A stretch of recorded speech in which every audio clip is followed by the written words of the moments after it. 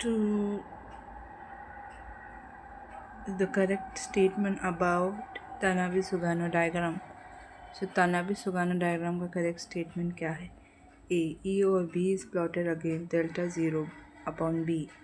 B. The zero energy is taken as that of the O lowest term. C. Term of the same symmetry crosses each other. D. Two terms of the same symmetry upon increasing of ligand field strength when apart from each other. तो यहाँ पे E upon B plotted है delta zero upon B से। Zero energy जो है वो ओ lowest term है। Same symmetry term cross होते हैं एक दूसरे से। सेम सिमेट्री का दो टर्म्स जो है लिगैंड फील्ड स्ट्रेंथ को बढ़ाता है और एक दूसरे को अलग कर देता है। तो करेक्ट आंसर क्या है? Solution answer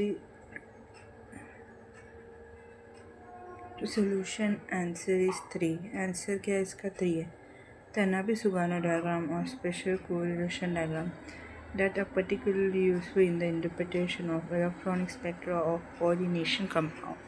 So Tanabe-Sugano diagram जो है वो स्पेशल कोरिलेशन डायग्राम में जो यूज़फुल है कोऑर्डिनेशन कंपाउंड के इलेक्ट्रॉनिक स्पेक्ट्रा को इंटरप्रेट करने के लिए।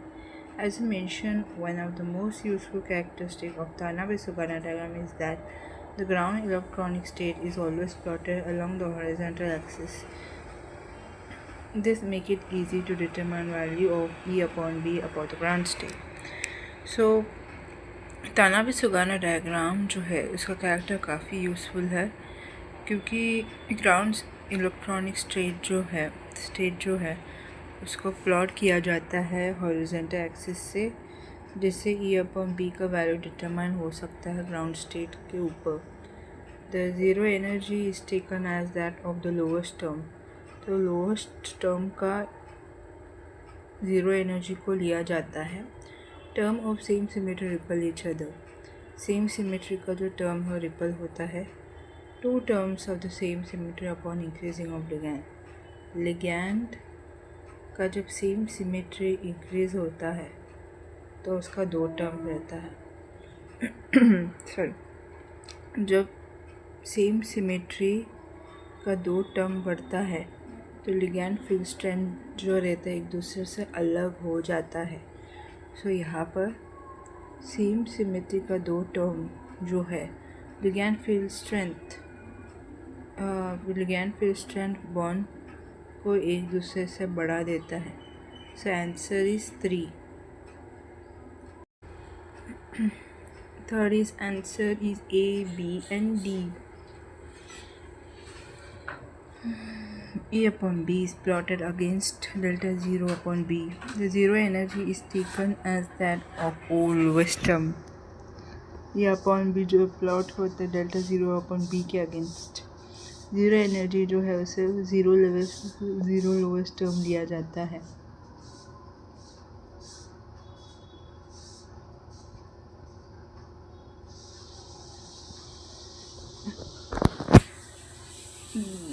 The two terms of the same symmetry upon increase of ligand field strength when apart from each other. तो यहाँ पे ligand field strength जो रहता है वो एक दूसरे से बढ़ता है जब सेम सिमेट्री का दो टर्म रहता है। तो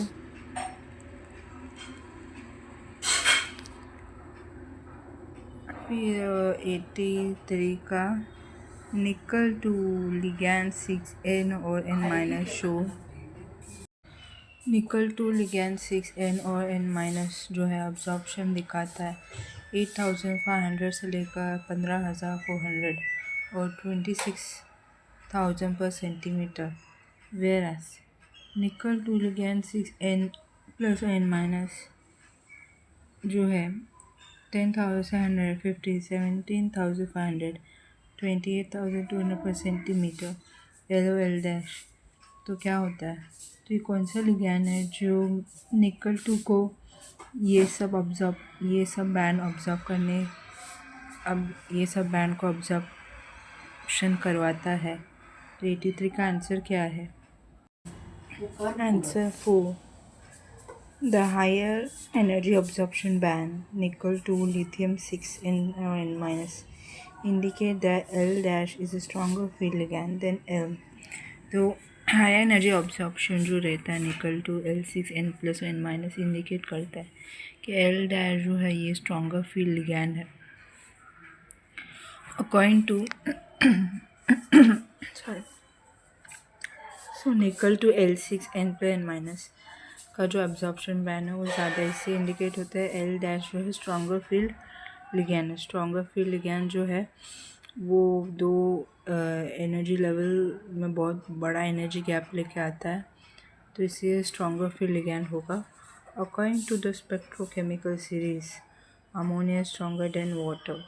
स्पेक्ट्रोकेमिकल सीरीज़ के हिसाब से अमोनिया जो है वो ज़्यादा स्ट्रॉन्गर फील्ड लिगैंड है कंपेयर टू वाटर से। Therefore, ligand H2O and L dash ammonia match the observed data. तो L water L dash ammonia जो है वो मैच करता है observed data से। This explains the shift to higher wave number in absorption band. ये explain करता है क्यों absorption band में wave number बहुत ही higher wave number में shift हो जाता है। तो स्ट्रॉन्गर फील्ड लिगैंड जो है वो दो एनर्जी लेवल के बीच में बहुत बड़ा एनर्जी गैप लेके आता है और स्ट्रॉन्गर फील्ड लिगैंड ही जो है अब हायर एनर्जी ऑब्जॉर्प्शन बैंड को कंज्यूम करता है। So answer is 83 fourth. 83 का फोर्थ निकल टू लिगैंड 6N+और N- जो है वो absorption band higher absorption band observe करता है 88,500 50,400 26,000 पर सेंटीमीटर में और निकल टू L6 जो 10,750 17,500 और 28,000 पर सेंटीमीटर। तो कौन सा लिगैंड ये अब्जॉर्ब करता है? तो जो सबसे कम वाला एब्जॉर्प्शन बैंड है वो वीक फील्ड लिगैंड ऑब्जॉर्ब करेगा। तो वाटर जो है वीक फील्ड लिगैंड है तो वो कम अब्जॉर्प्शन बैंड दिखाएगा। फिर दूसरा जो है ये वाला, इसका अब्जॉर्प्शन बैंड बहुत ज़्यादा है और ये कब होता है जब स्ट्रॉन्ग फील्ड लिगैंड प्रेजेंट रहता है, तभी ये हायर अब्जॉर्प्शन बैंड ऑब्जॉर्व कर पाता है।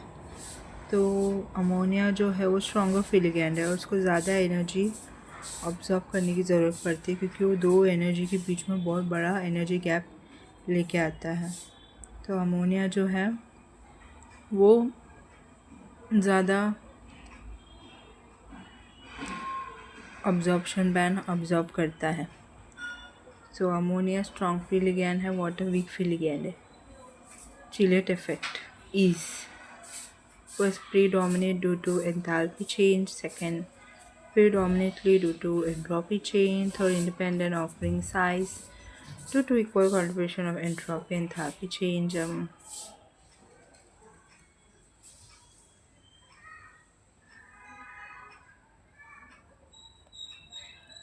चिलेट इफेक्ट तो एंथैल्पी चेंज डोमिनेट करता है, एंट्रोपी चेंज की वजह से प्रीडोमिनेट होता है, रिंग साइज इंडिपेंडेंट होता है, नहीं तो एंट्रोपी एंथैल्पी चेंज कई इक्वल कंट्रीब्यूशन की वजह से चिलेट इफेक्ट होता है। द आंसर इज 84 का आंसर क्या है? सो करेक्ट आंसर 84 का 2। Chillet effect is predominantly due to an increase in entropy during the formation of chelated complex। तो चिलेट इफेक्ट जो है प्रीडोमिनेट करता है क्योंकि क्यों इफेक्ट करता है? क्योंकि ये एंट्रोपी बढ़ाता है चिलेट कॉम्प्लेक्स फॉर्मेशन के वक्त। When multidental ligand chelate bind to metal ion, it replaces multiple monodental ligand, increasing the number of particles in the system, more molecule of the displaced ligand। तो जब मल्टीडेंटल ligand chelate ligand bind होता है metal ion के साथ, वो multiple मोनोडेंटल ligand को replace करता है, वजह से नंबर ऑफ पार्टिकल बढ़ता है सिस्टम में। तो डिस्प्लेस लिगैंड जो रहता है ज़्यादा मॉलिक्यूल रहता है।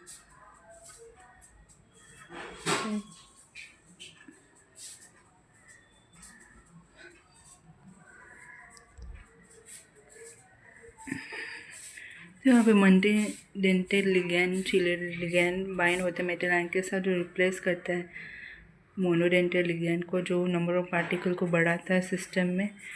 तो ये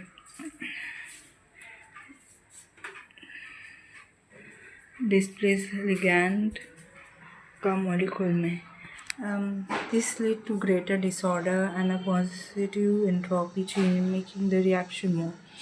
तो इसकी वजह से डिसऑर्डर ज़्यादा होता है, एंट्रोपी पॉजिटिव एंट्रोपी चेंज भी होता है। सो इसकी वजह से रिएक्शन ज़्यादा फेवरेबल हो जाता है। Therefore, the chiller effect is primarily driven by entropy rather than enthalpy. तो चिलर इफेक्ट जो है वो एंट्रोपी की वजह से असर होता है कंपेयर टू एंथैल्पी से। तो एंट्रोपी जो है वो चिलर इफेक्ट ज़्यादा बढ़ाता है कंपेयर टू एंथैल्पी से। सो करेक्ट आंसर इज़ 84 का आंसर इज़ 2। सो यहाँ पे चिलर इफेक्ट किसकी वजह से होता है? एंट्रोपी चेंज की वजह से।